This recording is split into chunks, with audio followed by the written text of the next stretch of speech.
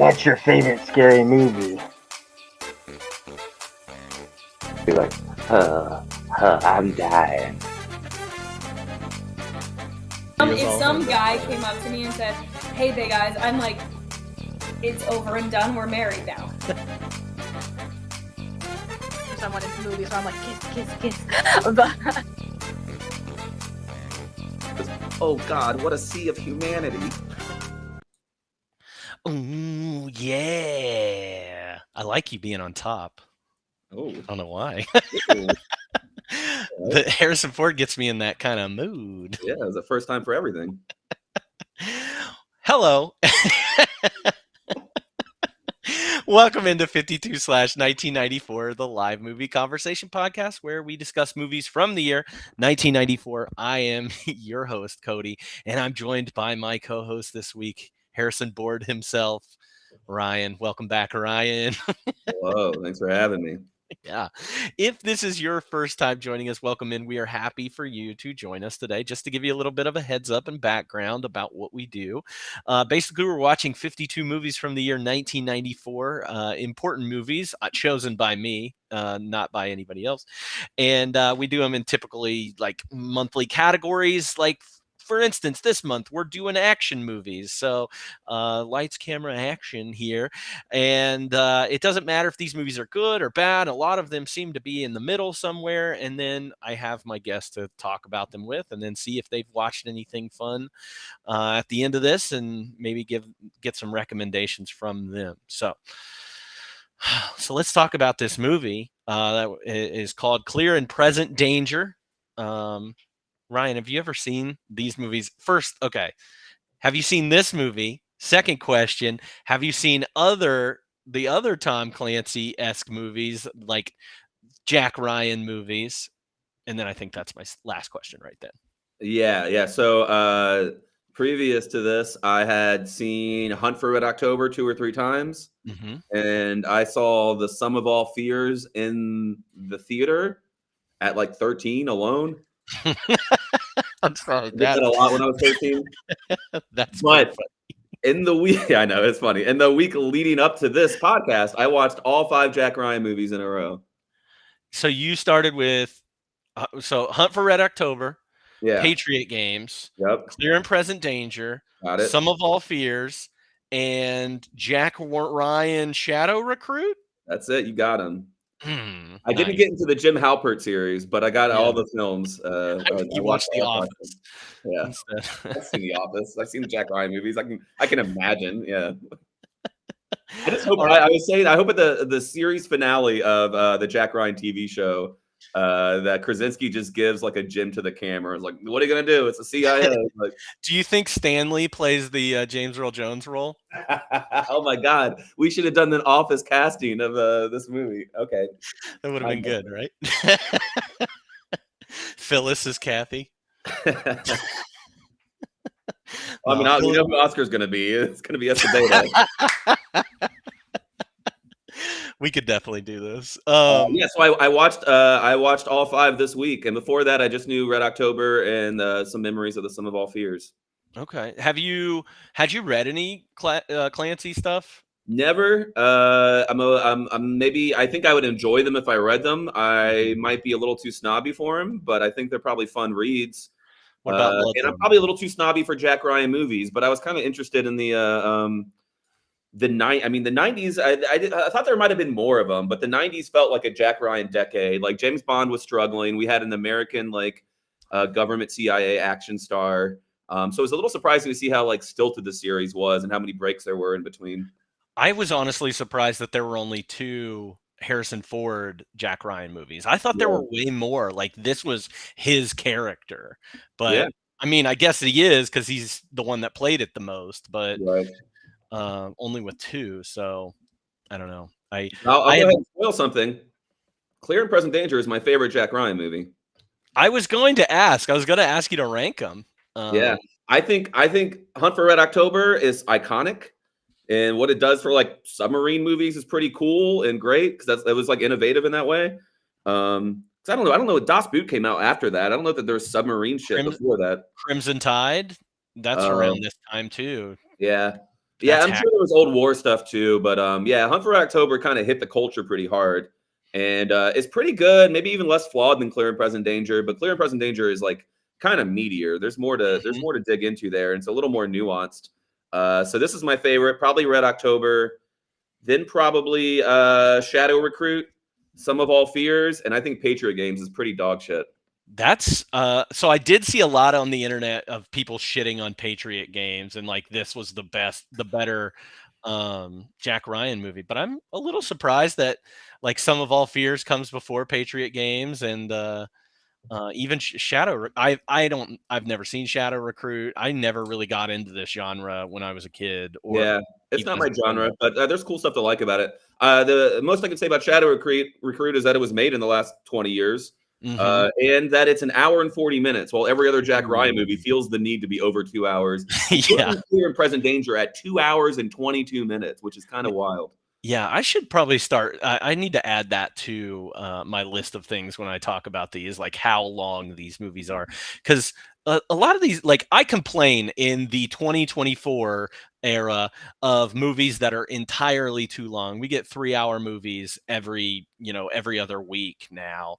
Yeah. But it feels like it's a new thing, but it's not because there were movies like this that were entirely too long. Or Yeah, it is like my memory where I'll like be cranky and be like, man, remember the 90s when movies were like a cool 90, 100 minutes or whatever? But then like rewatching a lot of the movies we have for the podcast, I'm like, no, a lot of these are well over 2 hours, 2.5 hour movies. yeah. I'm trying to think of another genre, like within this genre, I guess it's like political action thriller, covers all that ground there, and you have variations of of all of those. With these, I guess, and Clancy is more on the political aspect. Like it felt when I was watching this, it definitely felt more like I had to pay more attention. It wasn't just action scene, action scene, action scene. Like I think that there's a lot meatier plot here, and I think it is a lot more nuanced. I think it's the only one of the 5 movies that even begins to dare to suggest that the American government might somehow be like at fault for anything. I think the others are pretty much like, pretty like kind of, I mean, not propaganda, but they're just pretty straightforward, like Army, CIA stuff, and like good guys and bad guys. And this one's not. This one has a lot of gray in it.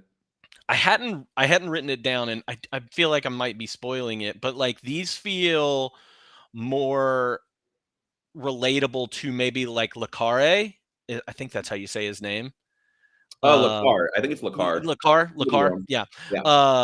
And like those those are beloved spy novels that he wrote, and we've seen many movies made of those, but they're boring in the way that like it's not boring in a bad way. It's just boring in this is way more political, and there's a lot more talking than there is action in that movie. I think I was surprised the first time I saw movie version of Tinker Tailor, and I was like, nothing happens in that movie like suspenseful or action wise or anything like that. It's really talky and heady. No, that's a good pool. It is the closest like kind of a thing I could think of to Le Carre, especially in this series. And I was going to point out that like the whole point of Jack Ryan is that he's an analyst who just gets thrust into being like a field op and doing action scenes. And I feel like this movie has the best balance of him being an analyst throughout and only being an action star just enough to make it an action movie. I honestly was surprised and about this because I was expecting more Air Force One, like Harrison Ford, which is not a Jack Ryan movie, but is kind of a Jack Ryan movie, like him becoming president, kind of thing.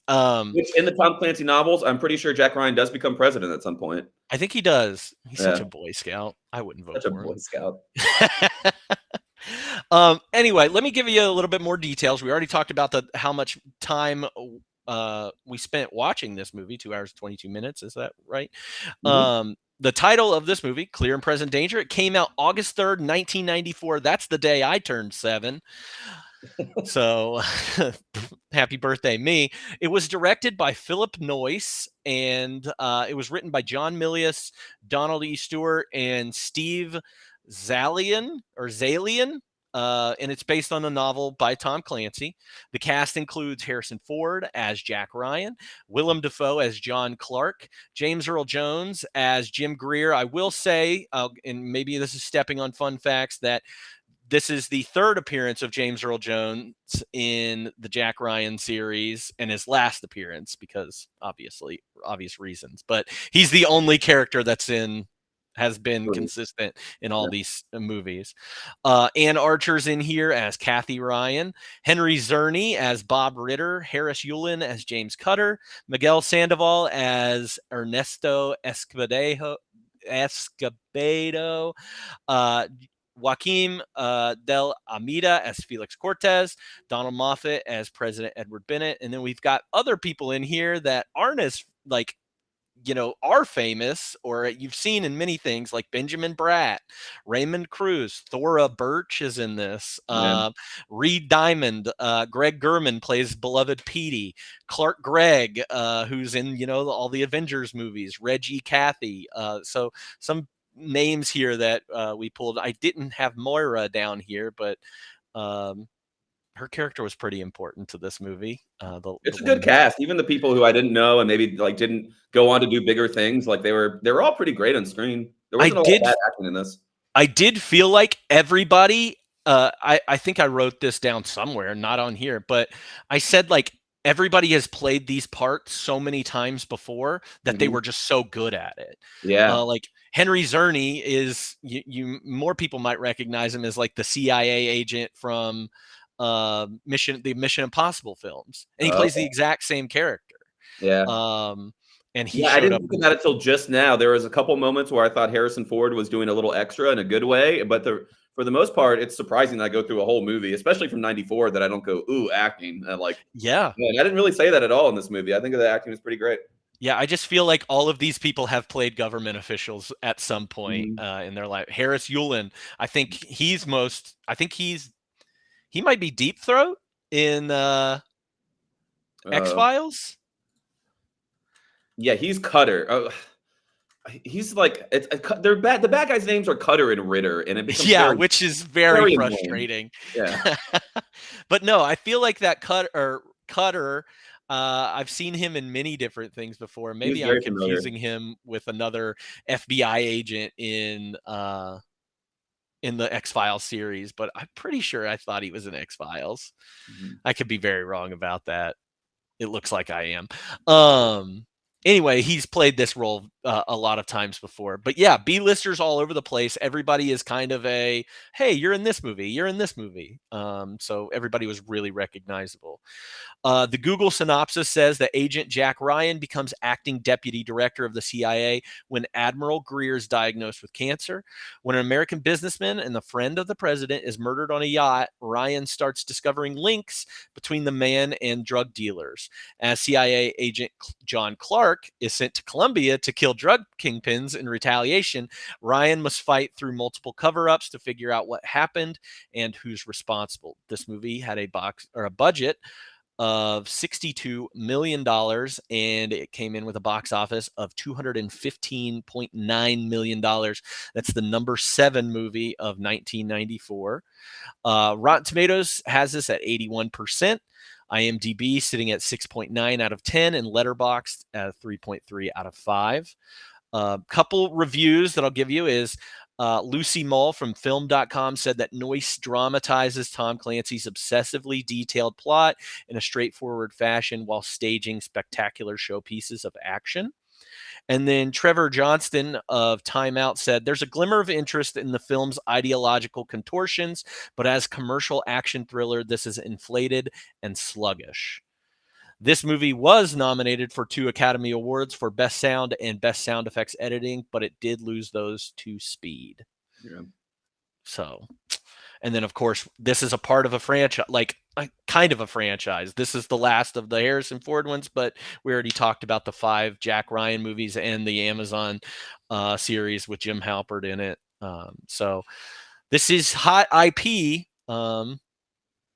and becomes more and more interesting IP, especially after, I feel like more interesting after 2001. Maybe I feel like after 9/11, it becomes a little bit more interesting. I feel like like the Cold War made this really interesting, Yeah. and that's why it was kind of a hot ticket item in the early 90s. So it takes them a while to get these things started. But I think it was a big problem with the Sum of All Fears is it was delayed for non 9/11 reasons, but was supposed to come out around then. Came out the following summer, but wasn't written or produced with 9/11 in mind. yeah, So a lot of people were like, it's so funny, like how precious we were. Where it was like, in a football arena gets nuked in Baltimore in that movie. People were like, how could you ever put that on the screen?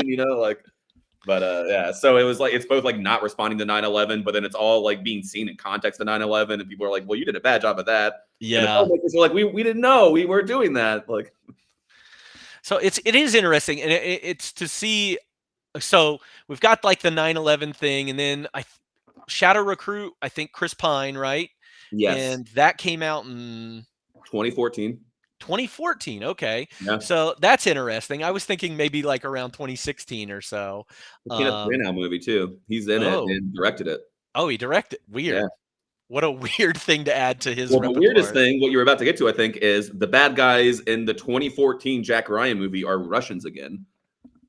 Which I don't know why in 2014 you didn't just go the easy way of hating Muslims or something more interesting. But like we North weren't. Korea is usually a good one. We had to steer clear of China because of we put movies in China, so we don't want them to be the bad guy. But I never felt like James Bond did that. They didn't care about China. They were always the bad guy in those the Bond films in the 90s. Yeah, I don't know that the Chinese market was that open to films. That's true. I think that's definitely a 21st century thing that's become huge. Yeah.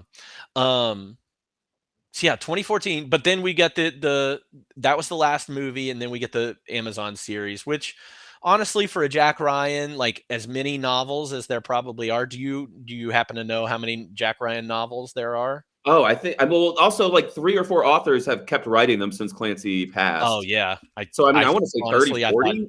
It's a lot. Yeah. In the 90s, there may not have been that much. Once it became a big hit, I'm sure they just got churned out.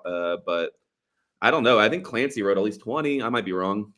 I didn't even realize that Tom Clancy was dead. I just assumed he's still around. Yeah, but the Jack Ryan stuff still gets written. And what's funny about Shadow Recruit too is like the Sum of All Fears, and like they keep trying to reboot the series a little bit. But Shadow Recruit's a reboot, but it's not based on a Clancy novel. It's an entirely made up plot for the movie. Where they keep some of his origin story intact, but they just kind of say, hey, let's start from scratch, create this character again, but give a whole plot that isn't from any of the like mini novels. Yeah. I just looked 17 novels before Tom Clancy passed. And then there were 23 since Tom Clancy passed. Yeah. And he just passed in 2013. So yeah, they've been like churning them out. Yeah. That's crazy. But I do think it makes more sense as a television show. You could I know they did this on Amazon. I don't know how many more seasons or if they're done with doing their seasons. It does make more sense to me. Is like you could slap this on CBS and people would love the heck out of it. Like, and post 24, like, why not just make that Jack Ryan? Like, if you have an IP that's going to bring people in, and then other people aren't going to recognize the name, but they're going to be into a law enforcement, geopolitical like thriller like that, then it kind of writes itself. One book a season. Yeah. And I was told they kind of do that, though I don't remember exactly what I was told, but they do like the cartel again in the first season. Okay. And they do Russians again. I think like each season is an arc of a different enemy. Interesting. No, I think it is, especially nowadays in the world of streaming and everything. I do think it makes way more sense as a television show, especially with as heady as and like as convoluted as this plot gets at times. Like and they squeezed it in a 2 hour and 22-minute thing when I know they're begging to put like another hour in this thing. So, yeah, they cut a lot out. Yeah. So let's break it down. Let's talk about some of the scenes. There were only about 4 scenes that really caught my eye, and I think I stretched to make 4 because, So I'll start with like a lot of movies we talked about, it does like there's so many little scenes that move the plot along, but it's hard to find big scenes that are super clutch. So I ended up writing down them all and deciding on the spot what's important. So how about you go? And then if I had to add in anything that you crossed over, Well, the crazy thing, so when I was watching this, I had to watch this twice. Like I had to watch it, not twice. I started it twice. The first time I watched this, I got 15 minutes into it. I was starting to fall asleep. I was bored and I was like, I'm not in the right headspace to watch this movie at all. And that's honestly how I felt about like, I think it's like the first 30 minutes of this movie. Because the first thing that I have that like really stuck out to me is the alley scene, is the scene where they get trapped when he's in Colombia, he's in Bogota. Oh yeah, I call it the convoy. Yeah, they get attacked from the rooftops. Yes. So that's like, I feel like that is the main scene. Yeah, I don't know that there is action before that. Maybe some of the reciprocity stuff, like blowing up the plane, like when they first start like doing that happens. Yeah.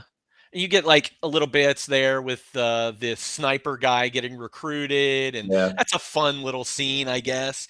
Did you like? And I know we're not talking about specific scenes right now when I ask this, but like, did you feel like Willem Dafoe's a bad guy? Yeah, when I first watched it, but I looked up, that's one of the few recurring characters in the Jack Ryan novels. And yeah he's a recurring character and he's kind of a frenemy. And then I also, in like the trivia section a bit, like this novel is mostly about Willem Dafoe. Yeah. And Jack Ryan doesn't show up till 100 pages in. So I found that kind of fascinating. Yeah, I didn't like how he was portrayed. Like I get it, but it did seem like mercenary for hire. He didn't seem like a CIA agent at all. And he was by the end of the movie, he's sympathetic, but at the beginning, he's off the grid, not asking too many questions. Let's steal taxpayers' money to do a covert war. Fuck the American people and fuck the cartel. And I'm just here to make money doing violence. Like he doesn't seem like a great guy. He seems like a cool guy, but he does seem cool. Sure. Yeah. And especially like a Willem Dafoe who already looks villainous as it is. Like how that guy ever got to play like very sympathetic character. He played Jesus Christ for like. Yeah, right. I remarked that he still looks pale through his tan. Like he's so dark, but somehow he feels pale around the edges. Yeah. Oh, speaking of movies that you saw by yourself whenever you were a teenager, I saw the movie Once Upon a Time in Mexico. I made my father, when I was like 14, take me to go see that movie, and I sat by myself. In that, and he sat like a couple rows back. But Willem Dafoe's in brownface in that movie. Oh, I don't remember that. I've seen it. Awesome. Yeah. So that's pretty cool. But I did see that movie. I also saw Master and Commander by myself. That was pretty amazing. Yeah, I watched a lot of TV and movies by myself as a kid. I still watch a lot of TV. Yeah, absolutely. That's why I go to movie theaters. I watched 5 Jack Ryan movies in 3 days. That's pretty impressive. I don't even like those movies, but I had the time of my life just watching movies I didn't even like that much by myself. I thought about popping them on, and I just couldn't do it. I was like, I had a bug. I got on it early. I was like, all right, this is cool. I like this. Let's do it. Nice. So the first scene I have is that convoy where they get trapped in their scene. There are a couple other scenes like the Coast Guard picking up that very beginning, Coast Guard finding that yacht not abandoned with the family murdered on it, which starts everything in motion for this movie. But I didn't even understand, like, I think again that first like 15 minutes did not help me at all. No, both very well directed. This movie's pretty well directed too. Like it looks so much better than almost all of them except maybe the 2014 movie. Like it's the best directed movie. Red October has some pretty cool like sequences, some set pieces with submarines and stuff. But action scenes are hard to direct, and the Coast Guard scene starts off with really cool shots, big wide shots, aerial shots, and like, all that stuff. And what you're saying about being confused, I mean, it is the biggest criticism about this movie is that they make it 2 hours and 22 minutes for the convoluted plot to make sense, and they still fail to do that. I found myself a lot realizing what was going on after something happened. Yes. Be like, oh, I guess this and this. They didn't really say that, but I'm pretty sure I'm right. Like, I'm pretty sure I'm right that this is what's happening, but they didn't really say it. But now I think it all makes sense, which is kind of the biggest flaw. Like, they should have just gone over the script, even though it was like the second group of writers on that script. They should have just said some things like out loud, which I like subtlety in movies, but I don't think it was a strength in this one. I think it should have just been like, yeah, we're doing this now for reasons X, Y, and Z. There should have just been a few of those lines in there, and you could have cut out some other space. It was just weird that there was so much plot exposition and still it was so muddy at times. Yes, I'm glad you said it like that, because I could not figure out in words what I was trying to say, but that is exactly how I felt watching this movie. Like I was always playing catch up. I was like, oh, now this part makes sense. And now, oh, Willem Dafoe's a good guy and I like him now. And yeah. Or like there's times when you're just like, I think they're explaining it to me right now. I think it's happening right now and they're explaining it to me, but they're still not explaining it to me. Like, but I think, especially I watched it twice, and now I feel like I can piece together every bit of the plot. I know the plot. I think I could recite it pretty easily or explain scenes or whatever, but it wasn't easy, and it wasn't hard in a fun way either. I don't think it was supposed to be hard. They just kind of failed to script it well. And I think early on too, where a part that I got confusing was like, why are they hacking into this person's bank account? And I did not understand until much later that they were like, oh, there's 650 million in this offshore account. That is drug money that we should seize. And again, that's the main point of all of this, is just so they can get that 650 million, both sides fighting for the $650 million to seize an asset. So. Yeah, totally. And that's just talked about at the beginning, and then it goes away. And so you have to remember like what set these things in motion. And why the Colombians were so mad. Right. They just kind of went, justifying, like, I mean, there's scenes where Escobedo is like, fuck it, I'm going hard. Like, I don't care. But like, why when they target the convoy scene, like Jack Ryan just shows up in Colombia and the cartel's being attacked by Reciprocity, the like covert war group. And then all of a sudden, like the convoy's being attacked, but like, there's no scene of all of those scenes, all of the mini scenes. There's no scene where Escobedo goes like, oh, this guy came into the country. That must be the reason all this is happening. I found out where they're going to be. And then, hey, let's go attack them from rooftops with RPGs. And someone else saying, that seems a little crazy. And then him saying, fuck it, I am crazy. Let's do it. Like, that's the scene that was missing, right? Yeah. That piece together later because Harrison Ford's like, oh, cool country. Oh, my God, I'm getting exploded. My friend said, you know?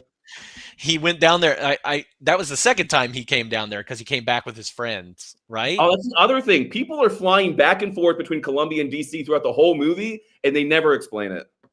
Yeah, it's crazy. And like Jack Ryan goes down there just to meet with God, what is her character's name? I wrote it down. Moira? No, Jean. Oh yeah, who was Jean? The only the third female in this movie. Third female, yeah. She's like an analyst too, or something. Yeah, but she's like at the embassy. But she's at the embassy because that was a confusing thing because the way they filmed the embassy felt so DC. Like the office felt so much like a regular Pentagon office that I was sitting there being like, oh, so he's back in DC now. But then I was like, oh no, he's at like some DEA office in Colombia, which of course maybe they have one, but they didn't tell me that. So I'm just confused about why he feels like he's back in the place where they cracked the password earlier, instead of like, I don't know. It got very confused. I was like, no, he's still in Colombia. It's just this one's like, this room is America coded versus like Latin America coded, you know? Yeah. And Jean confused me too, because she kind of seemed pissed at Jack Ryan, but then he kind of treats her as like a friend later down the line, like in a couple scenes later. To be like brassy. Yeah. Yeah, she was just like, hey, I take no nonsense and I make jokes. I poke fun at people. Like I'm a, you know, I can hang with the boys kind of like a woman, but she didn't need to be in the movie. She did not need to be in the movie. I mean, I'm glad they had a third woman, I guess, but they didn't give any of them a lot to do. I was about to say, out of the women, they all look the same. They're the exact same person. Yeah, Just totally. Like different. I mean, no, they all look the same age. They all have the same haircut. They are the same person. Which we'll talk about. But again, this all happens in that time right before that convoy scene. We also get a lot of the James Earl Jones being diagnosed and handing that power over to Jack Ryan, which leads to Jack Ryan having a lot of conversations in the Oval Office. There's like 3 or 4 of those that happen in that time. But James Earl Jones, which I'm just going to lay this out there, either got some of the worst lines that were written in this in this script, or just was just like, I don't care, it's a Jack Ryan movie, I'm not acting. Yeah, I mean, and James Earl Jones is just he's got a face and a voice that, like, if he calls it in, it's good enough, you know. So Yeah, I wasn't upset about it, but like there are some bad lines later on. His big like, I'm dying in the face, but you've got to protect the American people. yes, I hated it so Fuck much. me. Yeah. I hated that line so Yeah. much, and that's what I was really talking about. He's like, you didn't swear an oath to me, you didn't swear an oath to the CIA, you swore an oath to the American people. You didn't swear, not to my boss, not to his boss, but to his boss, the American people. That's right. Believe it. It's the boss's boss's boss. That's it. Yeah. God, no, I did not like that, and I just Yeah. felt bad. Is he better in the other two films? I mean, he's not is he dying. better? Oh, I don't know. I thought he was the same. I didn't think he was bad in this. Maybe he's got better lines. I think he gets pushed aside in this film. Yeah. I don't remember him in Red October. But I had read that he was in there, and I was like, oh, okay, I guess so. Because he's only at the beginning, and then Jack Ryan's like going off to DC, then he's on an aircraft carrier, then he's on the submarine. So there's not a lot of like talking. He has more to do in Patriot Games, but it's cooler in Patriot Games because he's bringing Jack Ryan up. He's like discovering him, and he's explaining things, and he's telling them how to do all this stuff. So here he's being pushed aside so Jack Ryan can take the, like, you know, the lead thing. I did think it was funny at the end of Patriot Games, like Jack Ryan starts Patriot Games being an instructor, and then he happens to be around when an IRA assassination attempt happens, and he does some heroic shit. And then, like, against his will,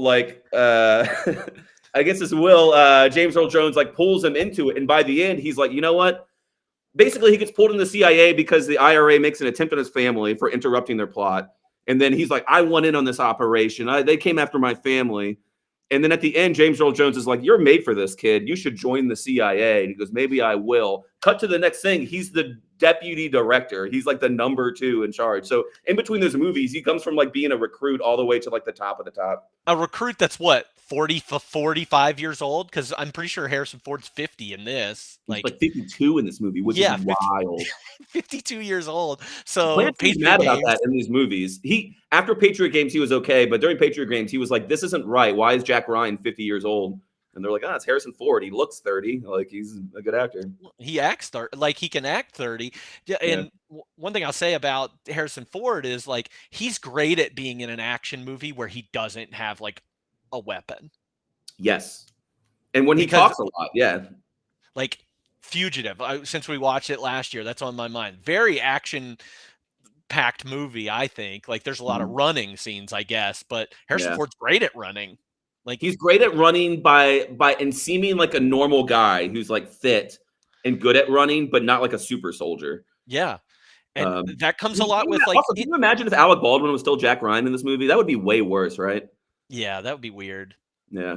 I don't know how I feel about Alec, because I feel like sometime in the 90s, Alec Baldwin went from like very hot guy, like at Beetlejuice and even, you know, Hunt for Red October, to like not that anymore. I think it happened with all the Baldwins at some point. But yeah, like even Indiana Jones, he carries a gun in Indiana Jones, but he's a professor. Like, he's got this like niche market of Harrison Ford movies where they kind of coded that in Patriot Games a little bit too, like that he was a professor pulled into an adventure.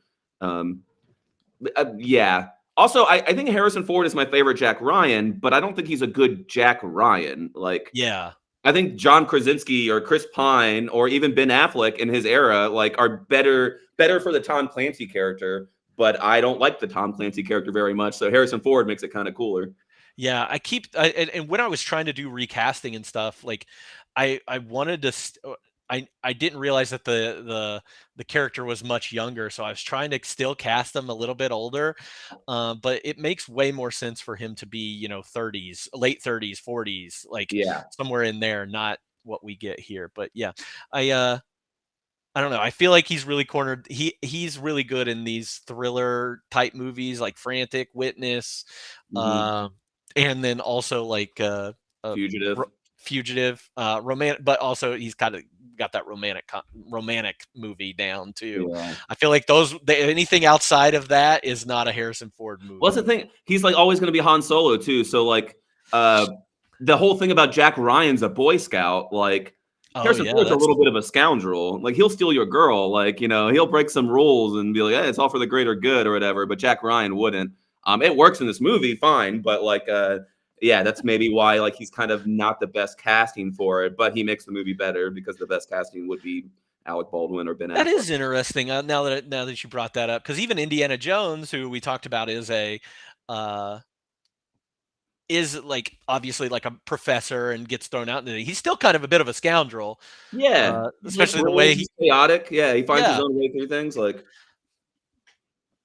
I need to go. I mean, to bring it all back around though, I think it is a failure of James Earl Jones because like Harrison Ford reads too old to be mentored anymore. Yeah. And the plot says, hey, we're going to take your mentor out of it and let you take the reins. Again, he becomes deputy director of intelligence after the end of the last movie where he becomes a CIA employee for the first time. And so that's part of it. But part of it doesn't read as well because he's not as wide-eyed. Even though the early part of the movie makes him seem naive, he doesn't look and feel as wide-eyed and young as Jack Ryan should be in his relationship to Jim Greer. One of the things I liked about the movie, but they dropped really fast, despite having a lot of time, was the few lines that are about like Jack Ryan being seduced by the position of power. Like there were lines early on where he's like, oh, well, he gets excited about giving the president a line. At one point he says, like, I got to go back to have you ever been to the White House? He goes, I went there once and I hated it. And James Earl Jones is like, no, you didn't. You liked it. Yeah. And then later on he says, I don't know why I said that. And James Earl Jones says, you said it because you wanted to impress the president, and that's not something you should ever do.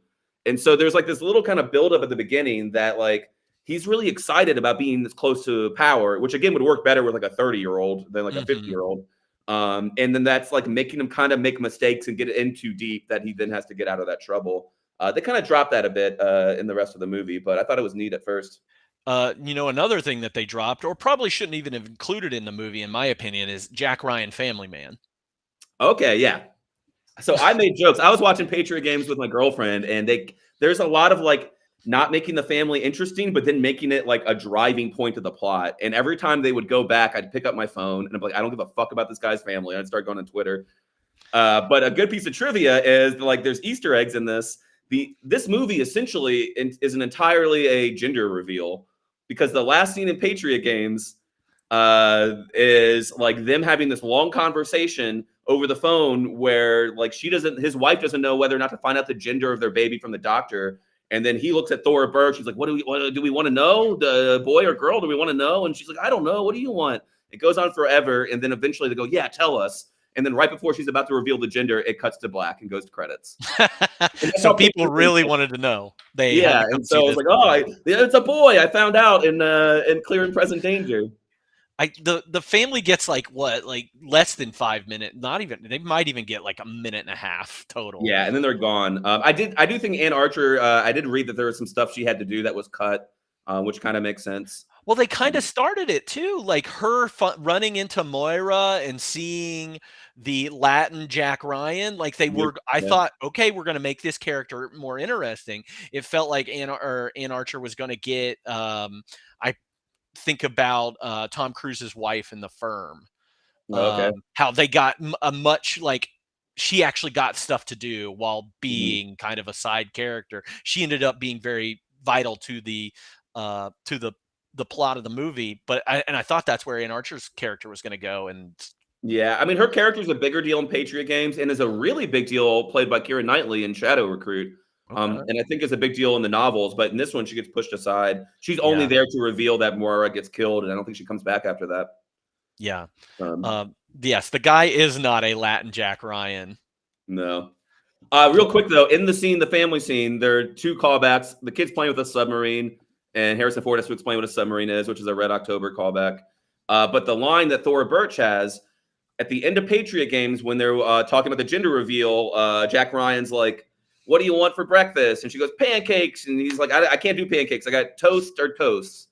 And then that line's repeated by Thora Birch in this movie to to the little boy. So for the deep Jack Ryan fans, they're like, oh fuck, it's the same family scene, except now they're older. Man, I didn't know that I was waiting for the next Jack Ryan movie to come out so I could learn much more and get all these fun fan service callbacks. And if I didn't watch Patriot Games and Clear and Present Danger back to back, I wouldn't have seen it. I was like, oh, they're doing the line from the last movie 2 years ago. I guess the fans were going wild for that. I thought it was a callback whenever he was playing with the submarine, but yeah, I didn't know the toast line was anything special. So. No. But yeah, you get about a minute and a half of the family, and the only thing that Ann Archer does is reveal that Moira's dead, which the whole Moira subplot is a weird plot too, because it seems probably not. You could have written around that just because like Moira's boss was the one that they were going after in Colombia. Yeah, which is the problem because then he dies and Harrison Ford's really sad, and I'm like, which nondescript government white guy is that? I don't even know who that guy is. It wasn't even his best friend. That wasn't even who was supposed to die that they were going after. It was somebody else. Yeah. Who's non-essential. Right. They could have, the only thing the Moira and like who I called Joseph Gordon-Levitt.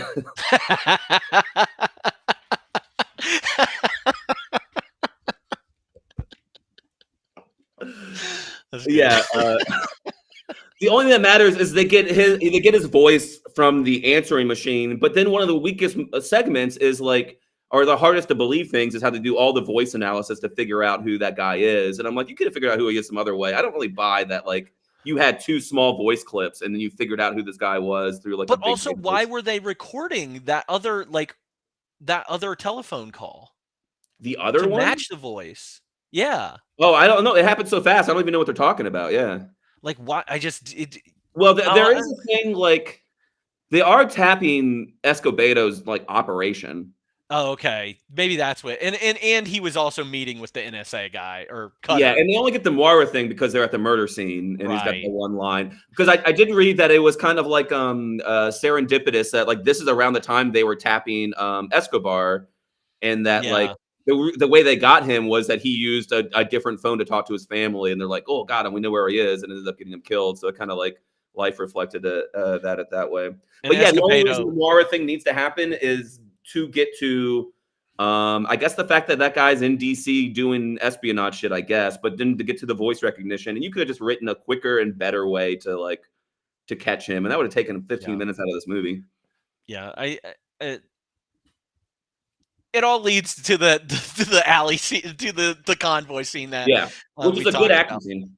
That's that's the biggest action scene in it, and I think I even read that maybe it was Clancy or Noyce. No, I think it was Noyce. Noyce was disappointed that the final action scene wasn't as good as that. The final action scene's a problem. It's bad. It is very bad. But again, you have a character that doesn't carry a gun and doesn't do anything, so he's just running from people and maybe knocking them over. Yeah. Well, I mean, I like that for verisimilitude. You don't have to make. It's one thing to have an action star, but if you're going to do that, go John Wick and make them larger than life. I mean, but if you're going to make it like more grounded, then like throw a normal person into extraordinary circumstances and let their instincts, and like let them rise to an occasion, rather than like already be like superhero coded. And I feel like they touch on it a couple times. Reeves and Speed's like a really big, like he's a really good cop. He's kind of a badass, but he's in over his head. He doesn't use his gun a lot. Like he's got to he's using ingenuity and just like bravery to get through things. They do touch on those like moments, and I kept waiting on it in that last action scene, because there's a couple things like when Clark comes through the door after Escobedo's been killed and the Cortez has run away. Like he busts through the door and Harrison Ford immediately like shoves the door thinking that he's going to beat up that guy. But then it's Clark. So that's already squashed. Like you're not going to see a Jack Ryan fight scene there. Yeah. Well, they might have, I don't know. They might have had, I know Shadow Recruit got these criticisms, but Patriot Games did too. Like the inciting action there where he interrupts the IRA like assassination attempt. He does kind of like roll over some cars and like dodge some bullets and then punch out 3 guys with guns and shoot and kill 2 of them while getting shot. And it's like, wait a second, you're a professor. Like, how did you do that? So I think they've had those problems in a lot of the movies where they want to give them action things to do, but it kind of goes against the character they're setting up. Like he was in the military, but he got shot out of a helicopter his first mission. Like he doesn't have a lot of like combat or field op experience. Yeah. And I don't need him to be John Wick. I don't need him to be those things. I guess I could see the difficulty of trying to make an action movie like this and or a political thriller like this and not have somebody be badass. I just well, and Harrison Ford does that. If you think about Han Solo and Indiana Jones, like they're kind of badasses, but the whole like it's played for comedy throughout both of those series. That Han Solo is getting by the seat of his pants, and he's constantly like, "Whew, that was fucking close." And Indiana Jones is doing that too, where he's like, "Oh my god, I barely made it through this." And then he's doing this in a less silly way here, where he's like, "Oh, I'm going to Columbia. Who, me?" And then he's like, "Holy fuck, I barely survived that." And then by the end, he kind of like rises from the swamp and like starts doing some badass shit. But it's like an origin story for him being. Once he realizes he got fucked over, something flips in him, and he's like, you know what? I'm going to go down there and take care of business. Yeah. Speaking of him surviving the alley scene, they also say there were a lot more survivors. I don't know where. He seemed to be the only person that got out. Yeah. And they were like, there's 10 survivors and, 14 dead or whatever. I was like, there were not 10 survivors in that group. Yeah, they got worked, man. Yeah, pretty bad. But yeah, that's the best action scene, I think, in the movie. Right. What else? We've talked a lot. Do you have other scenes? Fine. Like we can just go through the big scenes because there's so many little ones. I think the next big one then after that is the confrontation with Ritter. Yes. Ritter. That seems pretty great. It's one of the biggest thrills, and then it has a really good. I like dialogue more than action, so it has a really good like confrontation of them arguing with each other. I think that's the next huge one. Yeah, that's exactly what I had written down. I like when Harrison Ford goes to Petey and they have a conversation. He's like, I need you to access somebody's computer or whatever. And then he mouths Ritter to him. Is that what he mouths? The second time I assumed because I knew where it was going the second time. But the first time I was like, I don't know what he's saying. Yeah, it wasn't a very good one, but I was like, he's saying Ritter. The only reason I got that was Petey. Petey was like he was way better. So I like that. Why that guy was immediately okay with that? He's like, cool, let's do it. Yeah. I don't know. He's the comic relief of this movie. For the 2 scenes he's in? For the 2 scenes that he's in, he is the comic relief. But yeah, no, I agree with you. I think Ritter gets some of the better, like him and Ritter get some of the best scenes together. Yeah, I almost wish the other guy wasn't around. Cutter? Yeah. He's good, but like it's just confusing who's doing what. I mean, I guess it's important when like Cutter's the one who like Cortez comes to and makes a deal with. Mm-hmm. But why can't that have been Ritter? That could have been Ritter. Which is so interesting because in the book, from what I read, I've never read the book, so I just read the plot stuff. That Ritter was actually more of a good guy than he was in this movie, and then they just went full tilt bad guy in this movie. Yeah, okay, interesting. So, and Cutter was the real like bad guy under the president, who was the ultimate bad guy, I think. But yeah, I mean, I do think a lot of this suffers from being like a rewrite of an adaptation or like a third rewrite of an adaptation. There's just some of that stuff where it's like, well, we got to keep that thing because it kind of works, but then by the time you're done rewriting everything, it doesn't work anymore. But you could have cut out that other guy. Anyways, but that office scene, it's so silly in the 90s of like them like, but it's kind of a cool tension because they're like 10 yards from each other, like trying to delete files versus save them really fast. And you have a little like Death Star throwback with Han Solo on the phone being like, do you like tennis? Yeah, that improv scene there. But then this is big run up where they open the door at the same time and they have it out. Like everybody admits everything, and then like it kind of comes out that like you're the fucked one, man. And puts Jack Ryan in the position to like, if anything's gonna get better or change out of all of this, it's all on me. I got to go do some shit. I can't be like kind of passive about it anymore. And this comes. I don't know if this comes before or after they pull all the communications from the reciprocity. I guess. I think it was almost simultaneous.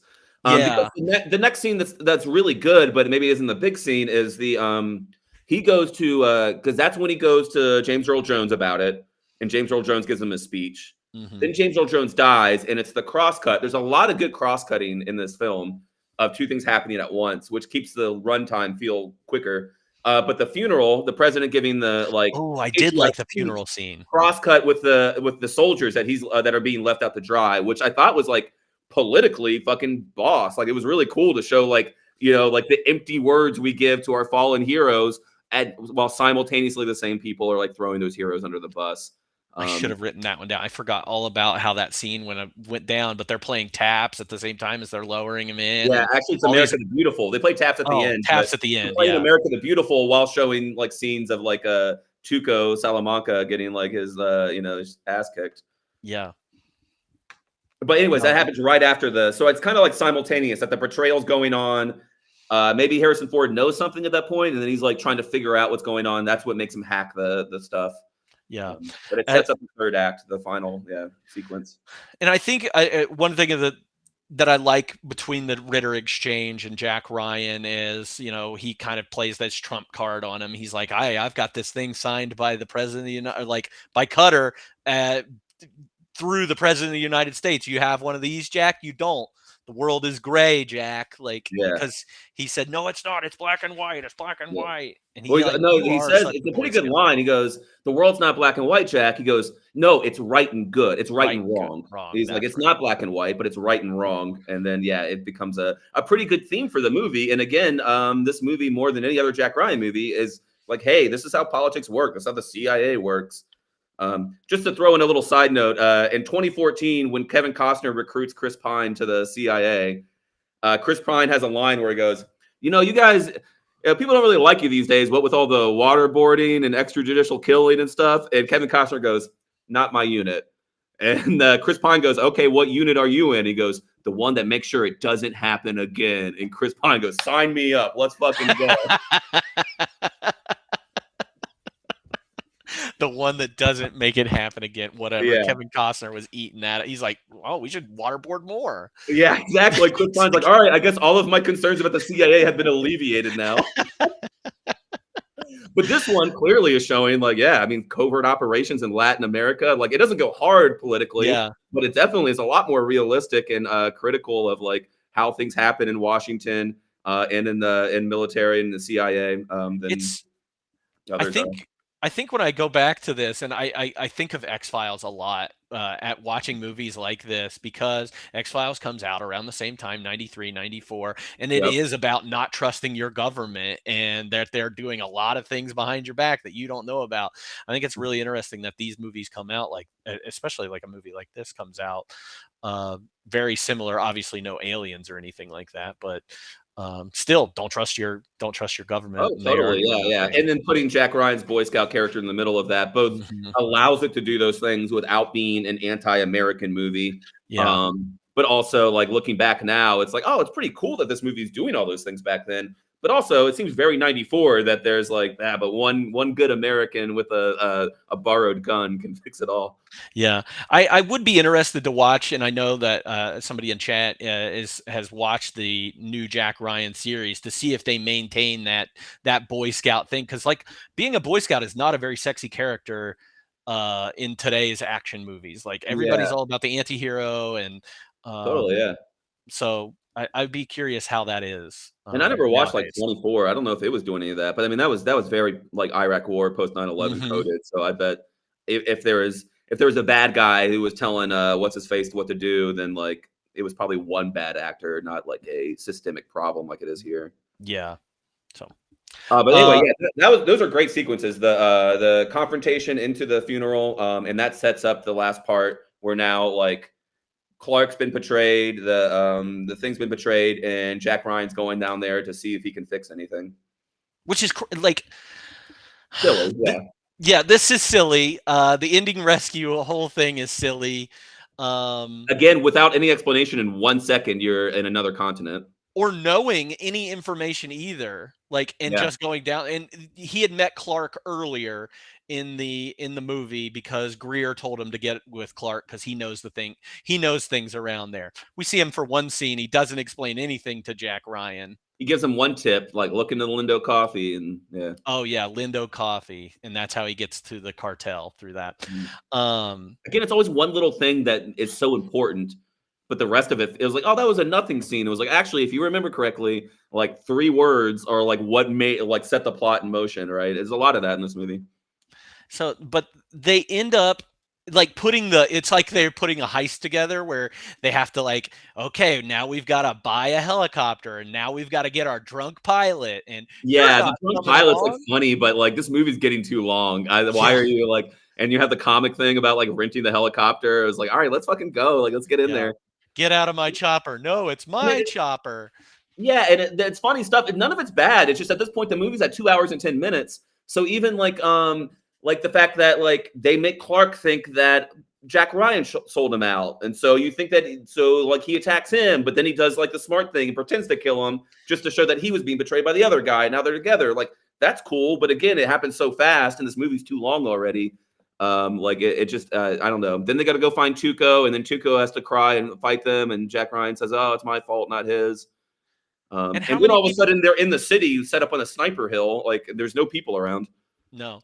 And how many people are even alive after the reciprocity group? I don't even know. Because they show one being captured and one being rescued, but I think there's technically like 3 or 4 or something. But yeah, we see Benjamin Bratt's character. He's the only one that like he's the captain of the unit or whatever.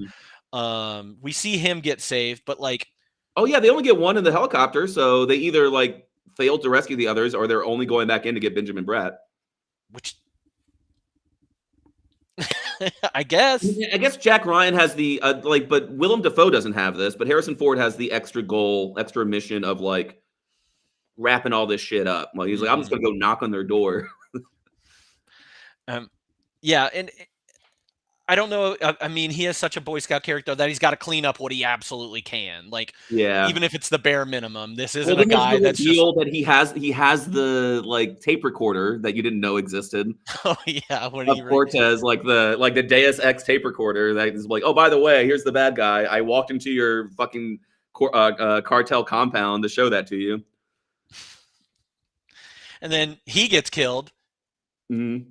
By Cortez, and then Cortez, like there are some weird like hide and seek things in this that I think other movies have done better. Especially like I feel like you have that scene where you're hiding in the factory and you're shooting at him every once in a while. Underground fight scene. It's really annoying that this is like a cartel compound, but nobody comes running when there's only like 1 or 2 bad guys around at a time until the end helicopter scene, where all of a sudden everybody's like, huh, helicopter, and they start swarming around when Harrison Ford's trying to jump onto the helicopter. I was like, where were you guys when you just heard all that gunfire? Like your boss is been dead for 10 minutes. I particularly like the scene where Cortez is standing above them as they are just crouched in this like little tunnel area. Yeah. It's entirely too long. Yeah, it's too long. It's only like a minute and a half, but it is so long. It feels like I'm like, he makes it, or he gets a voice on his walkie, and then he goes back over. He's like, nah, we're good. Nobody's in here. But yeah, just little scenes like that where it's just too long and just too long. Why are we doing the last helicopter roof scene was filmed really well. A lot of it's filmed really well. Yeah. It's just kind of confusing and stilted. It's an editing problem and a scripting problem. Yeah. So as a quick side note, like all of the scenes that I think was shot in Mexico were beautiful. Like they really were good locations and they were filmed really well.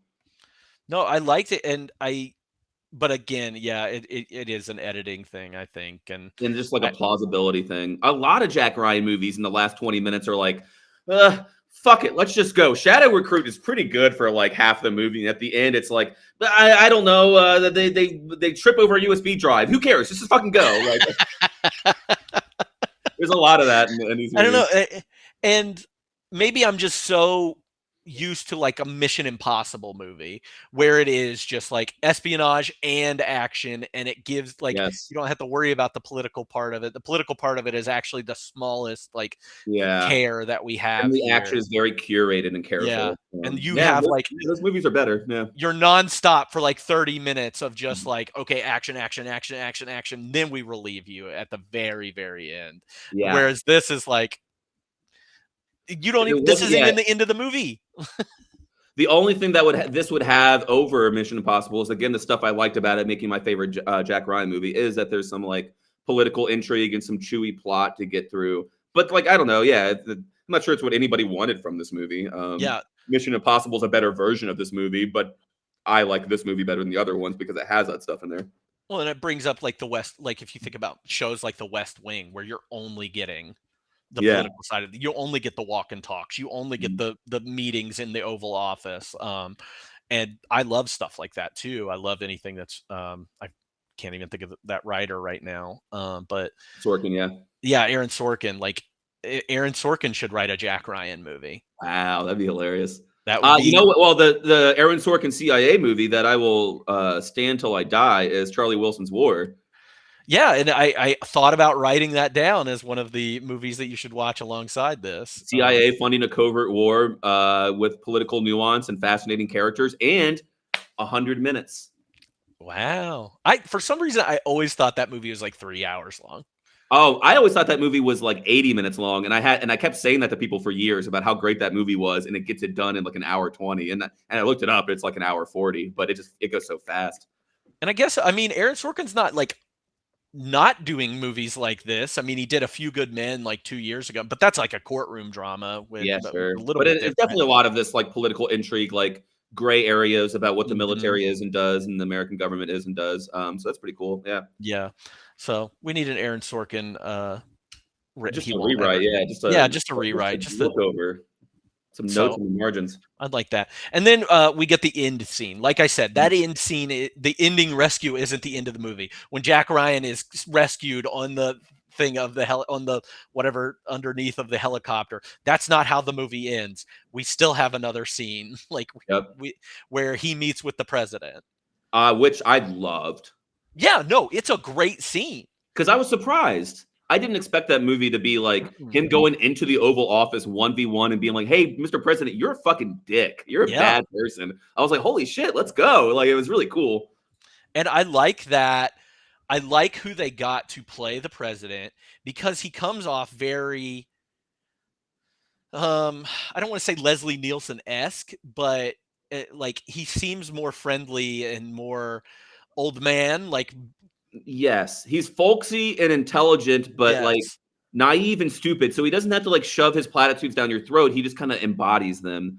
So there are times when you don't hate him, and then there are times when you do. And yeah, it's a pretty good representation of a hapless political stooge who is neither evil nor heroic, but thinks he's heroic. But then gets his and like kind of does that evil turn in that last scene with Harrison Ford, where he gets called out on it finally. And well, so it's weird in the movie. His motivations seem to be all stemmed from like, I mean, there's little lines there, but it's the only reason he starts all this is like, they killed my best friend. What? My best friend's a crook? Who cares? Let's go. In the book, there's some of that in the movie, but in the book, there's a lot more about how he's trying to get reelected.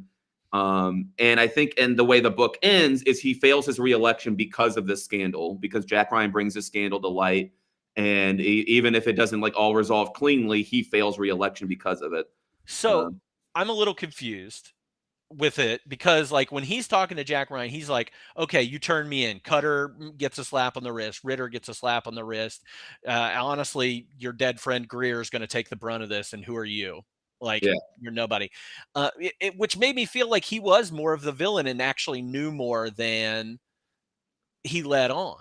I think at that point, my read of it is that, again, like he's a pretty good representation of a president because he thinks he's like a little like cowboy. He's like, well, I just got to do the right thing over here, and then he trusts other people to do the hard work and to deal with the great questions. Yeah, that gets bad. He realizes he's fucked up, and so like he's a guy who operates from like a moral understanding to begin with, and then reverts to political survivability at the end. So not so much that he was like, I planned this all along. I knew it. Right. Yeah. He was more like, huh, what happened? It was bad. Why was it bad? Oh, well, hey, wait, you're yelling at me. I don't like you yelling at me. Yeah, he did not like being yelled at. Yeah. What are you, some junkyard dog yapping at me or whatever? I'm the president of the United States or whatever. It's like, look, man, I don't know what you're talking about, or I kind of do now. But if you try to make this come back on me, he just reverts to self protection in a political sense rather than a moral duty to right wrongs or to be honest. But I think at the beginning of the movie, he is a guy who thinks that he does the right thing and is honest. He thinks he is, he's not. Yeah, I just felt like I just read the scene wrong, but I just felt it was way more sinister because he did kind of offer, like he kind of joked around with Jack at the beginning. He's like, hey, you scratch our back, we'll scratch yours eventually. This is how you play the game. And then when Jack Ryan's, gives the I don't dance line, the old Potomac two-step.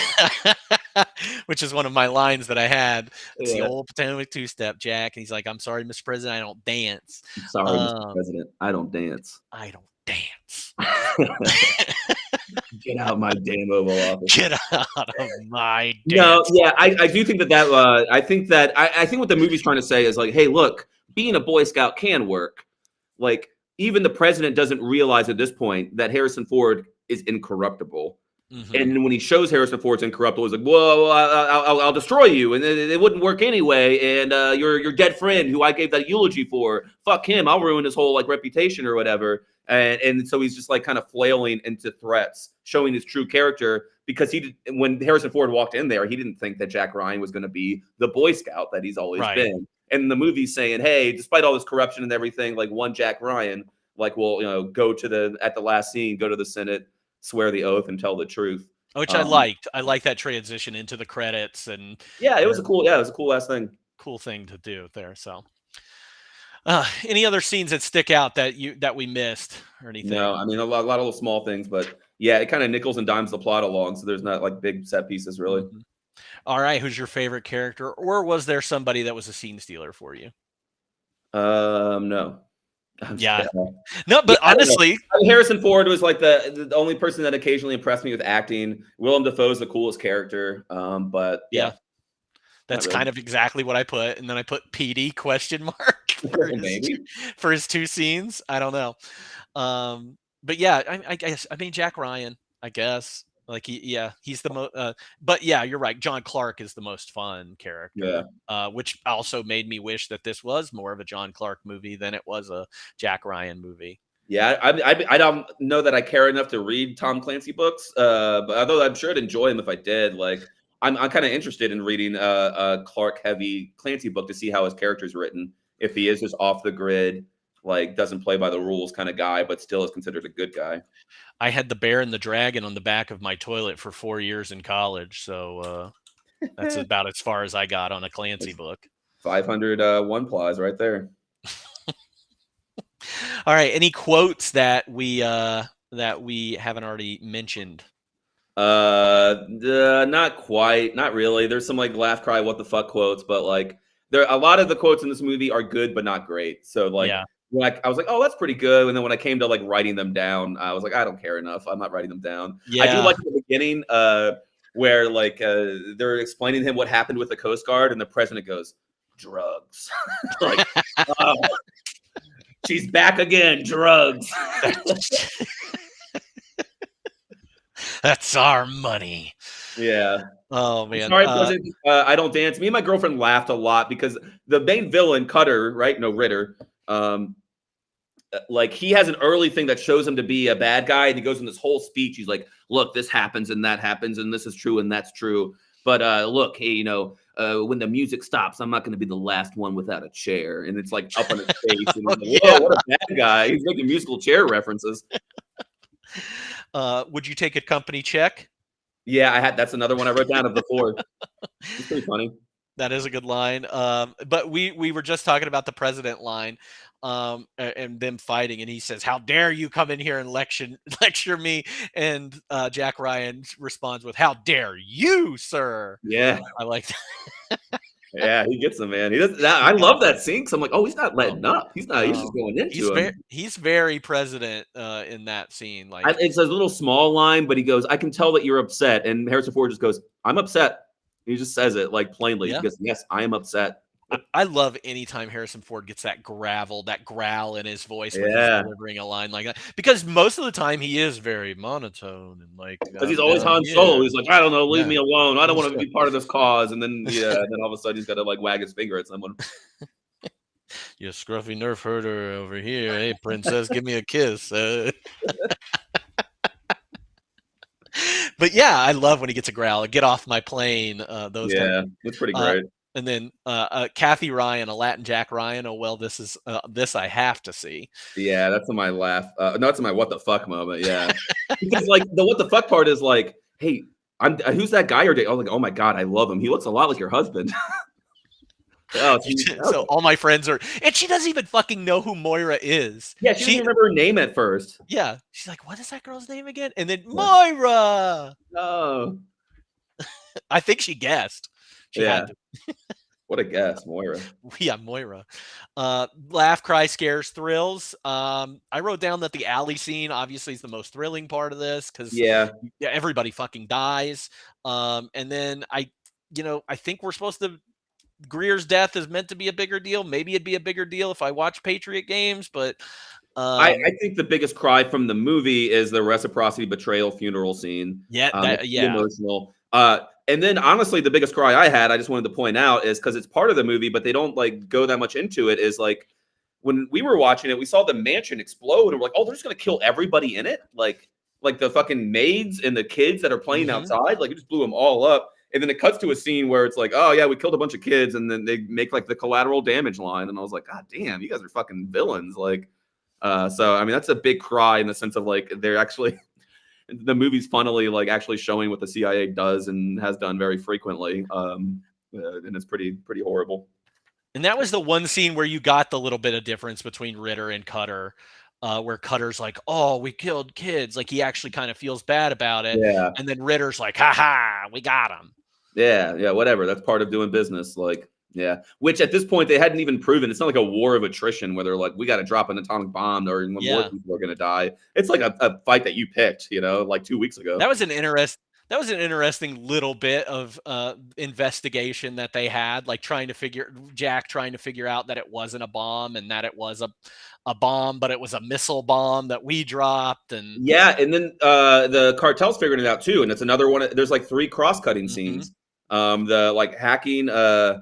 The hacking scene and the funeral scene, and that's the first one where like you see Jack Ryan figuring it out, and it cuts back in between the cartel figuring out what's going on.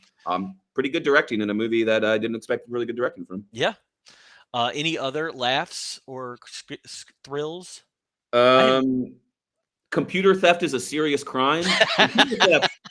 Technically, computer theft is not really a crime. I guess stealing a computer is theft, but like. In 1994, they just thought like hacking into your coworker's computer and stealing files was called computer theft. Yeah, that was a silly line. I wrote down like what the fuck ridiculous moments, but they were really just parts of the movie like that don't make sense really. Yeah, that's really it. And we are the only other one I have is like that. It's when because it felt like a cool moment, but it didn't make enough sense to be cool, where he like advises the president to say, no, don't say you weren't friends, say you're good friends, say you're lifelong friends, the bomb's already exploded. And I kept trying to like make that make sense in my head of why that was such a genius outside the box solution to his problem. And I was like, I don't get it, man. I don't know why that's so much better than denying. I feel like it's 6 of one, half a dozen of the other. Yeah, but it was made out to be a deal. I told him to say that. So it was a scene that could have been cooler if it made more sense. Yeah. Now, does that $2 million check bounce?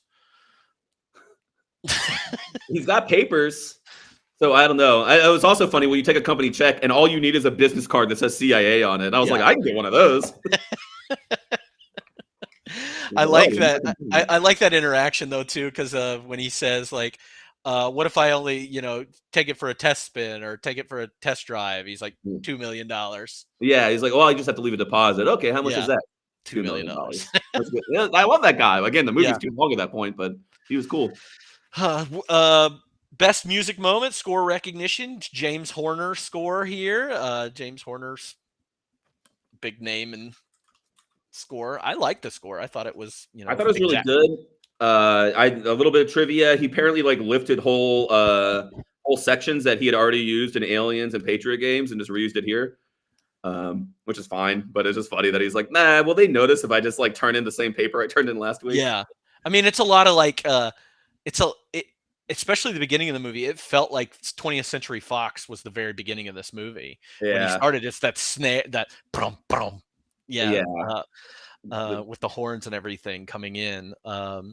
There was a small thing, but I thought it was really cool. During the convoy attack, they're using basic action, kind of like a Horner style music.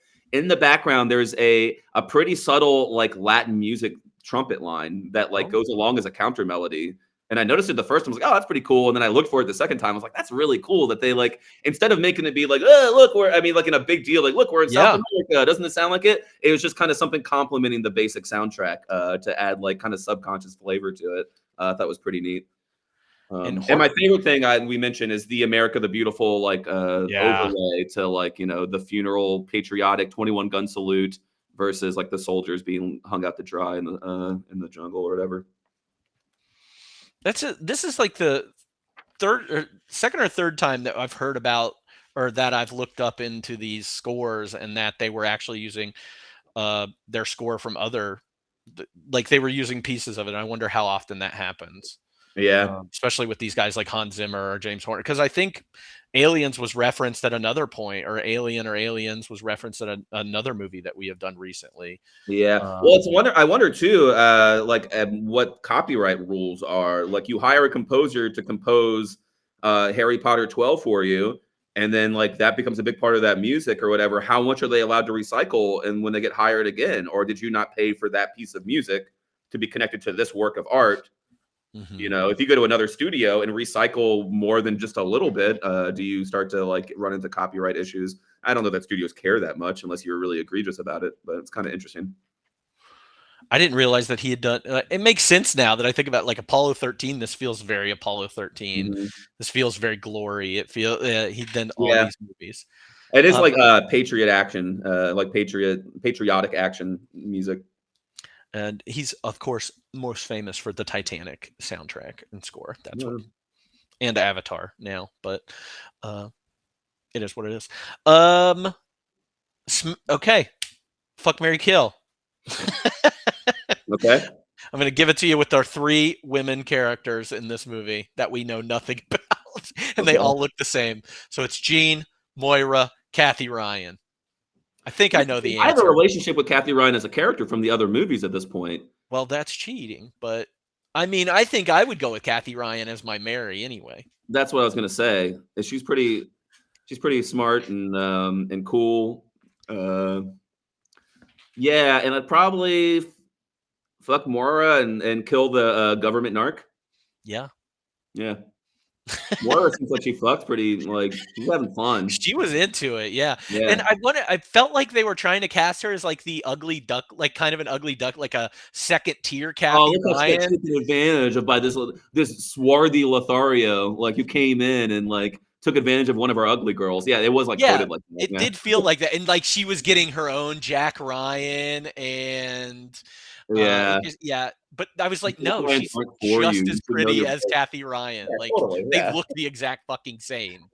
It's like, I didn't get that part. Sorry, I didn't come up with anything better. There were only 3 women in this movie, so it made that pretty easy. I'll use one next time.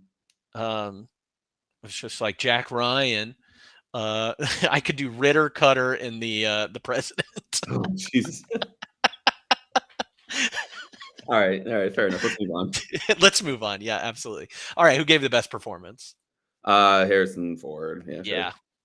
Thora Birch. Thora Birch for her toast line. Yeah, she killed it. Underutilized. Thora Birch was like kind of a big deal at this point. She was like a few years later. Monkey Trouble and Hocus Pocus. But that's 90. Monkey Trouble's 94. Hocus Pocus is 93. This is in her wheelhouse. Like. Oh yeah. Well, I guess like she's getting like that big thing now. Yeah, okay, yeah. Then why is she in this movie? She seems younger than she did in Monkey Trouble. Yes, she And, seemed tiny in this movie. She seemed really tiny. Again, she was also in Patriot Games 2 years earlier as the same character. So that might have been her like come up. That might have been a small, yeah. Yeah, somebody just said it. Maybe they filmed this earlier than they did Hocus Pocus. She did feel a lot younger in this. Yeah, she really did. Yeah, why would she do it? I mean, I guess it's still work in a big movie, and who knows? Maybe the franchise is going to take off. Will it be like the daughter will get like taken by like in a like Liam Neeson way in like movie 4? You know, keep that relationship alive. Whatever her character's name is, maybe she takes on the mantle. Sally. Sally Ryan. Yeah, Sally Ryan. All right, 1994 recast or 2024 recast. If you could choose to change them, would you? I don't know that I would in all of them, but Denzel Washington is Jack Ryan. Yeah, absolutely. He would make all the mid lines better. Nick Nolte as Jack Clark. Ooh. Martin Sheen as President. Hector Elizondo as Escobedo. And Benicio del Toro as Cortez. Okay. I couldn't come up with a Greer for 94. Greer. It's hard to find somebody who's like the right age. 60, yeah. Yeah. He's only 10 years older than Harrison Ford. Isn't that crazy? Yeah. That is wild. Yeah. But I was thinking like Redford is around that. I had Martin Sheen written down too, and then Warren Beatty also is kind of like these older guys that could fit into these roles, whether they are the president role or they are like a Jack Ryan, an older Jack Ryan, or and some of all fears, it's Morgan Freeman. Oh yeah, Morgan Freeman. Is he Greer or is he the president? I thought he was the president when I remembered it from being a teenager, but he's not. He's either Greer or he's Greer stand-in. He is like Jack Ryan's like boss / mentor. Interesting. What about agent or whatever the recruit? Chatter. I don't think his name's Jim Greer, but it's the Kevin Costner role. Kevin Costner like takes him in or whatever. Yeah. I mean, so there could be good ones, but I mean, James Earl Jones is going to have that gravitas already. I don't know anybody the exact right age. I don't know. Like Anthony Hopkins is younger at that point. Yeah. Yeah, I thought about Anthony Hopkins. I looked up a ton of these actors that I thought about him as a president a little bit. Yeah, I don't know. It'd be funny to see Martin Sheen because it's going to be like 5 years later that he's like the good president, right? Like, Michael Douglas too might be interesting. I thought about Michael Keaton and Michael Douglas. Yeah. Ooh, Keaton, whose real name is Michael Douglas. Oh, weird. That's why you chose the stage name Michael Keaton. Ooh, this is like a Tom Clancy plot. I don't know. All right, did you cast anybody for today? Yeah, Chris Pratt. Even if you hate him, is perfect Jack Ryan.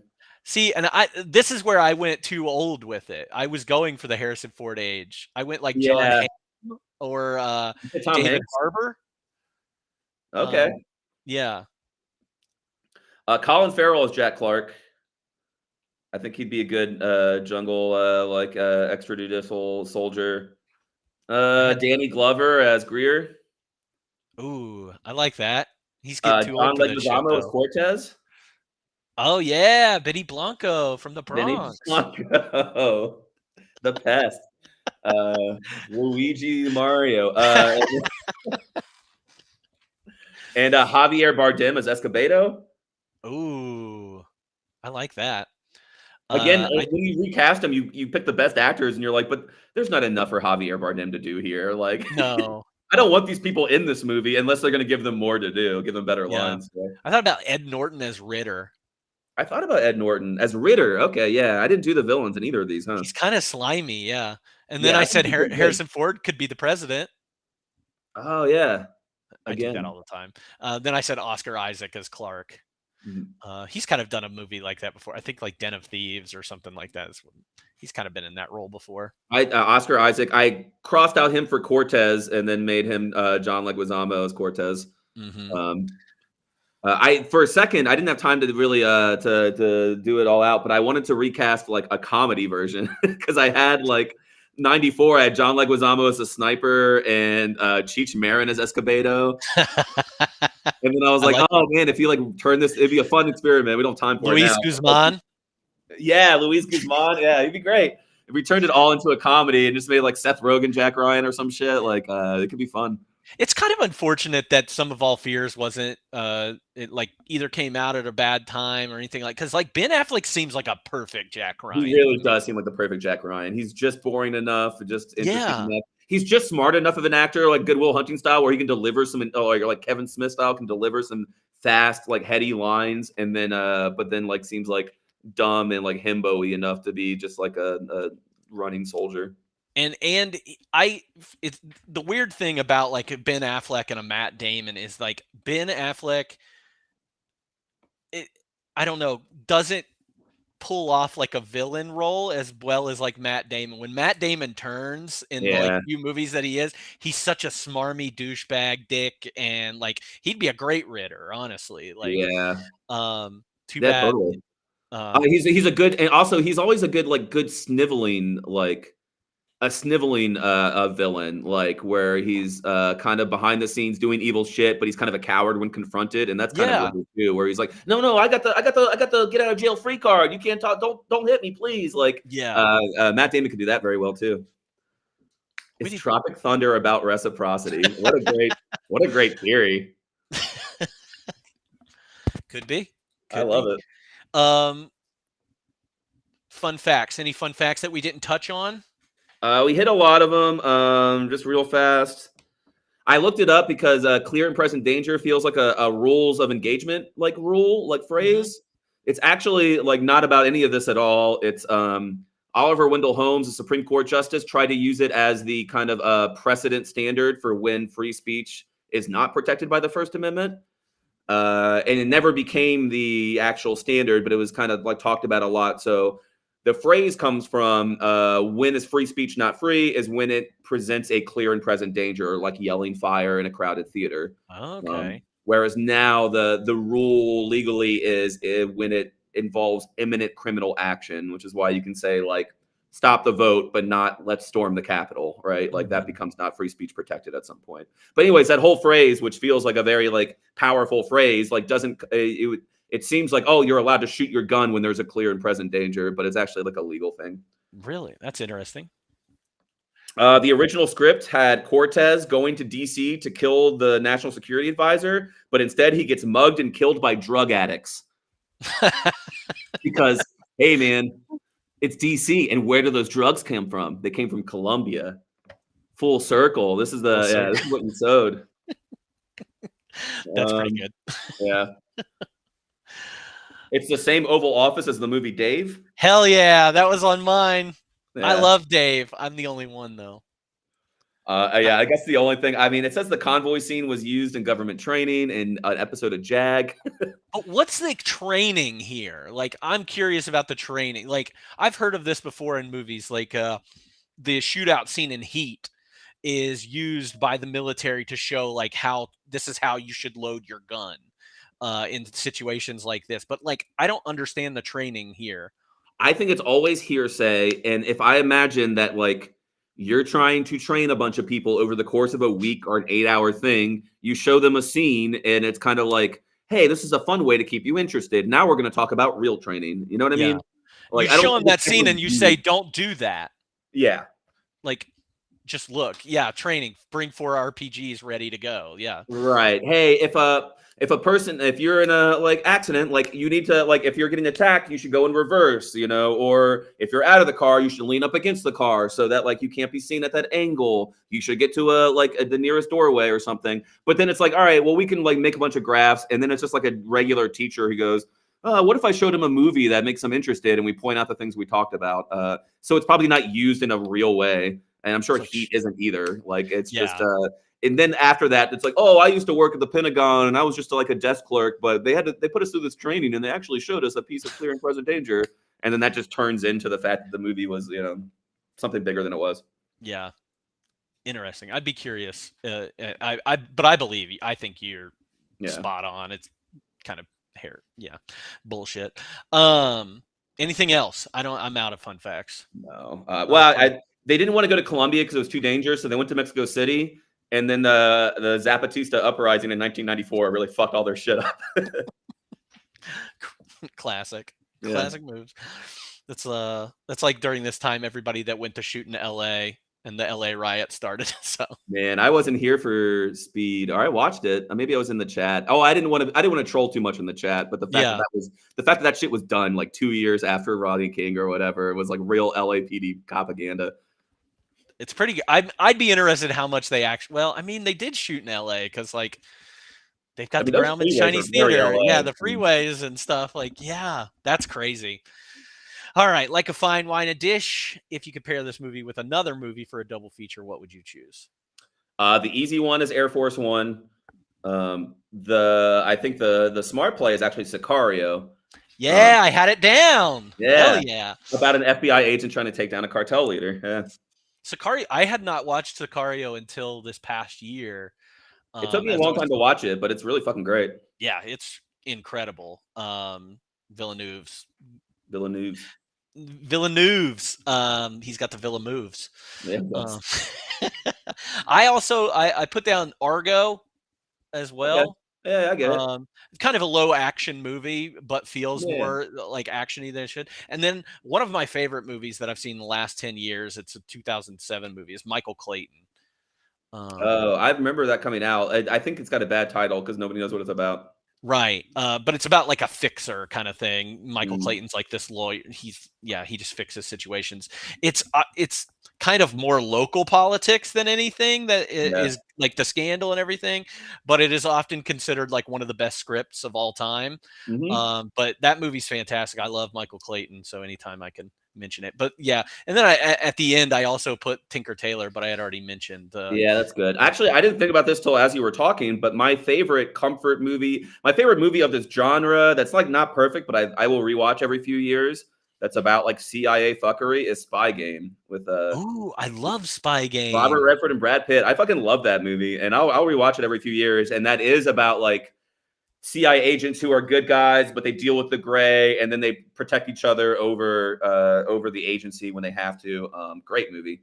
Yeah, I haven't heard about Spy Game in a long time. It didn't hit hard when it came out, and then it's got a dumb name, and people don't really remember it. But I love that movie. I remember around the same time a movie came out called The Recruit with Al Pacino and Colin Farrell when they were really trying to make Colin Farrell a big name in like the early 2000s. Weird. Yeah. But that one's got like some CIA fuckery stuff in there too. And it was all right. There's probably a lot of good ones, but because it's not a genre I run to unless I'm told something's really great, I probably missed out on a lot of good, like kind of government spy thrillers. Yeah. And especially if we probably missed out on some in like the early 2000s just because of, the atmosphere and not wanting to, we're not going to market these movies that much or that well.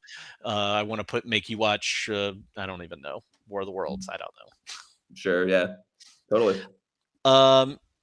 And if anybody wants to read some Tom Clancy, they are more than willing to read. You can do that and get back to me. Rewatchability rating out of 5. What'd you give it? 3. Nice. I gave it a 2 just because I can't see myself, like, I don't know, unless it's like that one scene where maybe it is the action scene of this. I can't see myself like seeing this on TV and like stopping and watching it. Because then I'm like, what Harrison Ford movie is this? That's where I watched it twice for the podcast, and I mean, I think I'm surprised by this, but it seems like, and maybe the rating makes sense, is like, I think I like this movie even a little bit more than you did, and this is probably a movie I would expect you to like more than me. But it's not perfect or anything, but I think now that I've kind of unlocked it and I did the work to like, you did. Yeah. I'm like, oh, I really know this movie now. And I get it. This does this and that does that. This is how the pieces work. Now I'm like, yeah, I'll watch this again in 5 years and remember it all more than I'll watch anything other than Red October again. You'll go down that Jack Ryan path again. Yeah, totally. It's like Roman's Road, except it's Ryan's Road. Ryan's Road. You got to hit on these verses to preach the gospel. Overall star rating out of 5. I give it a 4. I give it 3.5. So you were right. You did like it a little bit more than I did. Because I was like, I'm going to surprise it. I always rate it first and then rewatch a little less unless it's so good that I can rewatch it over and over. That's how I go about it. Yeah. I usually my rating changes by the conversation I have with whoever is on here. Oh I'm like, yeah. oh yeah, no, that's a really That good feels point. high, but I mean, 8 out of 10 doesn't feel high. No. 75 out of 10, 100 kind of feels right, but like I liked it. And honestly, like after that first like 20 minutes, I was locked in. Like Yeah. I was bored and to tears in the first 20 minutes. But then like when I started it over again and I finally was in the right space, no, I was locked in. I loved it. Right. And I really, like you said, those scenes, those particular, they're very short scenes. Mhm. And they're not the ones that we, you know, maybe mentioned as the big ones, but like the scenes between him and Ritter and the scenes where they are doing those cross-cut scenes that you're talking about. Like you talking about those, I was like, oh yeah, that was so fucking good. Yeah, I didn't get to Um, mention there's a lot of camera panning that gives emotional depth, mhm. like pretty well. Like, yeah, they did some directing things in this too, just a little bit. But yeah, I give it a 4 out of 5. Yeah, 3.5 out of 5 is probably correct. I thought about that, I think. But then there's also in my mind when I talk about movies, sometimes there's the rating of how good I think the movie is versus how I felt about it. Yeah. I feel this about music and books and movies where like I can be objective and be like, that's a great song, not for me. That's a great book. There's probably really good books, not for me. Or this movie isn't that great, but man, it's 5 out of 5 for me. It does something for me. So Yeah. Well, have you speaking of other movies, have you watched anything recently other than the 5 Jack Ryan movies that you rave about or surprised about or anything like that that you'd recommend? not really. I'm still like deep in a YouTube ditch. Um, yeah, I've been rewatching some Veep, and then I watched some Perry Mason. That's about it. Oh, is the new Perry Mason? Is it any good? No, I'm watching the old Perry Mason for the first time. I'm sorry. That one got me. That one got me. Oh no, I'm not lying. I am watching I know. the Perry Mason. No, I didn't know there was a new Perry Mason. Basically, me and my partner were just chilling, and I was like joking around about how like my smart TV has this little cable style option where they have fake channels that are on all day.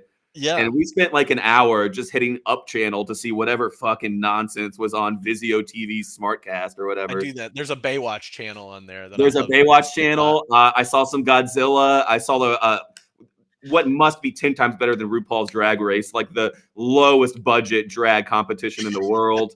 We watched Touched by Grace a little bit, which is about how I can only assume like a Christian, soon to be trad wife learns to love people through a Down syndrome girl named Grace. And then we watched Perry Mason for a couple episodes, and yeah, my girlfriend's like, "I love Perry Mason." I was like, "I've never seen it." She's like, "Let's watch Perry it." Mason. That's Andy Griffith, right? Or no? It's No. Raymond Burr. Yeah. What am I thinking of? Andy Griffith. Is Matlock. Matlock. Yeah. Perry Mason's black and white. I think it's a bit older than Matlock or Kojak. Kojak's 70s, right? Yeah. Yeah. That's Matlock. Yep, I'm wrong. I get it. Have you read anything or have you been reading anything? I got a comic book club I'm a part of. I was reading House of X, Power of X, about to read TMNT, The Last Ronin. Ooh, I'm working my way through the 4th Dune book, my reread of the Dune series, The God Emperor of Dune. And that's about it. I've been struggling to read. But that happens sometimes. I go through phases where I read like a madman, and other times I can't get any done. Yeah. And I continue to watch a lot of competitive Risk on YouTube. Oh, I like that. Yeah. I like that. I just watch Vine compilations on YouTube. That's where I spend a lot of my time. You watch Vine? But is it like nostalgic? You're watching like old Vines? Oh yeah, and just laughing. Also, here's my other favorite thing that I do, and maybe I've told you about this before. On YouTube, how long are the Vine compilations? They could be 15 minutes long. Some of them are, most of them are like 30 minutes to like. Okay. That I've watched. I want you to send me one of your favorites. Okay. I want to watch it. I never got on any Vines. I never saw any Vines. I missed that whole era. There's a lot of memes invented back then. I want you to get me hip. Yeah, I'll get you a good Vine compilation. My other favorite thing on YouTube, and like I said, maybe I've told you about this before, is I follow this one channel and he creates blocks of television. I know you and I used to watch a Twitch channel that did this. Twitch channel that would do that, yeah. But these are specific blocks of television. So it'll be like Fox Kids Saturday morning in 1993. And it has all the commercials, has everything in there. But there are tons of them on YouTube like this. So, and they're like 4-hour, 5-hour blocks, and I'll just pop them on when I'm going to bed and fall asleep to them. That sounds awesome. What's that channel's name? I'd watch that show. Oh yeah, I'll send that to you later. All right. But it's fantastic. The only other thing that I've watched recently that I would kind of recommend in a certain way is Ren Fair. Did you see that documentary on Max? No, I saw that it existed. I didn't know what it was though. Yeah, they say it is like the Succession, the TV show Succession, but a round of Ren Fair. I wouldn't give it that much. Yeah, it's a documentary series. There's 3 episodes. The way it is shot is very stylized and makes it seem like it's much more of a thriller. There's a lot of like scenes of them filming them in like red lights and green lights, and you know who the villains are and all that. This Like, sounds awesome. it's bizarre. I think you would love it because of the king character. Like, no, I think you would love it. I think you would It sounds like I think I'd love it too. Do you Yeah. remember the documentary you watched about LARPing where there's like Monster crazy Camp. Monster Camp? Loved that movie. Monster Camp's good. I watch it probably once a year. Yeah, I need to love Monster rewatch it. It's Camp been a so minute. much. Not a great documentary, and but it's But they captured gold. oh my god. Yeah. There's a redhead guy in there that has so much riz. I fucking love Monster Camp. I Everybody. don't even remember what it says. I just remember the closing title screen is like gorgeous. It's like beautiful and poetic in a way about how all these Mhm. LARPers went to sleep in their fantasies and shit. It was awesome. Yeah, no, that's pretty good. Definitely check out Ren Fair. It's 3 Okay. episodes. There's, 3-hour-long episodes. You'll be done in Alright. no time. So Please. check that out. Next week, though, we're going to be talking about Leon the Professional. You thought Woody Allen was problematic. I know, and I did not think about this, but I mean, I loved this. No, movie talk about when it. I was It's a great movie, Yeah. and it's a fascinating, the situation. So So Great. we're gonna talk about Leon the Professional next week at our regular time. It is streaming on Netflix, so if you all have Netflix, you can stream it for free there, or if you want to buy it, you can do that too. But we'll do that next week, and I think, like I said, we'll see you next Sunday at the regular time, unless I say something otherwise. But Ryan, thank you so much for doing this on not a great movie. Not what I thought would be, a movie that you and I would do together. yeah. It's But not a very Ryan movie, but I had a good time. Thanks for having me. So thank you for doing this, and thank you to everybody out there who's been watching along. We'll see you next week.